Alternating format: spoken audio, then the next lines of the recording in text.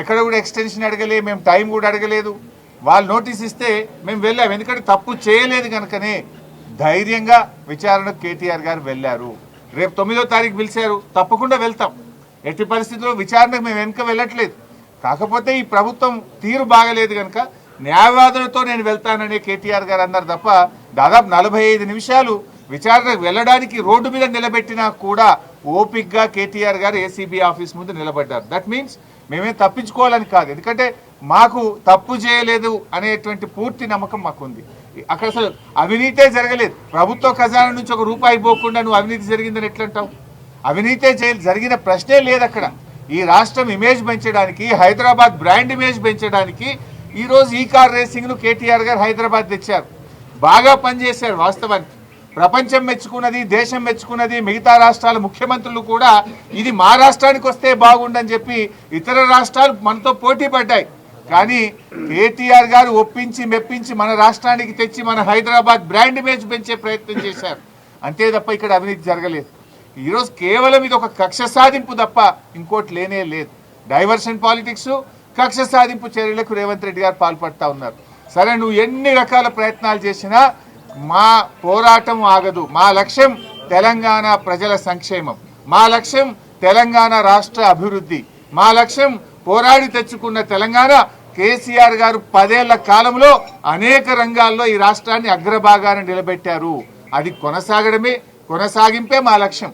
మేము అధికారంలో ఉన్నా, ప్రతిపక్షంలో ఉన్నా మాది తెలంగాణ ప్రజల పక్షం. ఆ తెలంగాణ ప్రజల పక్షాన మేము నిరంతరం పోరాటం చేస్తాం. ఇవాళ రేవంత్ రెడ్డి గారు ఇలాంటి కేసులు ఇంకా కూడా పెట్టొచ్చు, కానీ మేము ఎవరం కూడా అధైర్యపడే ప్రశ్నే లేదు. అందరం కలిసికట్టుగా పార్టీ వీటిని ఎదుర్కొంటుంది. సో కేటీఆర్ గారు కూడా ఆయన సంపూర్ణమైన విశ్వాసంతో ఉన్నారు. మేమందరం కూడా సంపూర్ణమైన విశ్వాసంతో ఉన్నాం. ఈ కేసు కేవలం ఒక కుట్రపూరితమైన కేసు. ఇక్కడ ఎలాంటి తప్పు జరగలేదు కనుక ఆయన కడిగిన ముత్యంలాగా రేపు బయటకు వస్తారు. మాకు ఆ ధైర్యం ఉంది కనుక, తప్పు చేయలేదు కనుక విచారణకు వెళ్తాం. మేము న్యాయస్థానాలకు సహకరిస్తాం, అధికారులకు కూడా సహకరిస్తాం. మాకు అధికారుల మీద కానీ న్యాయస్థానం మీద కానీ మాకు విశ్వాసం ఉంది. కేవలం రేవంత్ రెడ్డి మీద మాకు విశ్వాసం లేదు. ఆయన ముఖ్యమంత్రిగా తప్పుదో పట్టిస్తున్నాడు కనుక, ఆయన ఆలోచనలు మాకు తెలుసు కనుక, అందువల్ల ఆయన మీద మాకు విశ్వాసం లేదు. కానీ మేము చెప్పాను తప్ప వేరే ఏం లేదు. సో ఇక్కడ ఈరోజు కోర్టులో వచ్చినటువంటిది కూడా కొంతమంది తప్పుడు ప్రచారం చేస్తున్నారు సోషల్ మీడియాలో. ఏదో శిక్ష పడ్డదనో, అసలు కేసే ఓడిపోయిందనో, ఏదో తప్పు జరిగిందనే విధంగా కొంతమంది సోషల్ మీడియాలో కొంతమంది కాంగ్రెస్ పార్టీ నాయకులు పిచ్చి కూతలు కూస్తూ ఉన్నారు. ఇక్కడ చెప్పదలుచుకుంది ఏంటంటే అసలు విచారణే ప్రారంభం కాలేదు. ఇది తప్పుడు కేసు, దీన్ని క్వాష్ చేయాలని మేము వెళ్ళాం. ఇక న్యాయస్థానం విచారణ జరగాలి అని అన్నదే తప్ప ఇక్కడ తప్పు జరిగిందనో, అవినీతి జరిగిందనో, శిక్ష వేసిందో అనే ప్రశ్నే లేదు ఇక్కడ.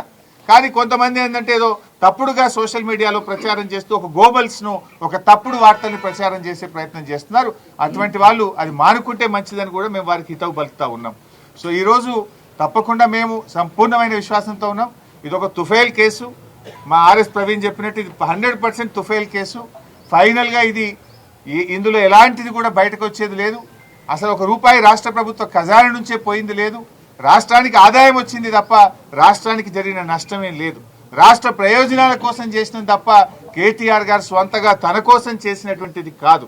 అందువల్ల మాకు ఆ విశ్వాసం ఉంది కనుక 9వ తేదీ ఆయన ఏసీబీ విచారణకు వెళ్తారు. వెళ్ళి అన్ని రకాలుగా మేము సహకరిస్తాం. మేము ఫర్దర్గా లీగల్ యాక్షన్ మీద మా న్యాయవాదులు ఇచ్చే సలహా మేరకు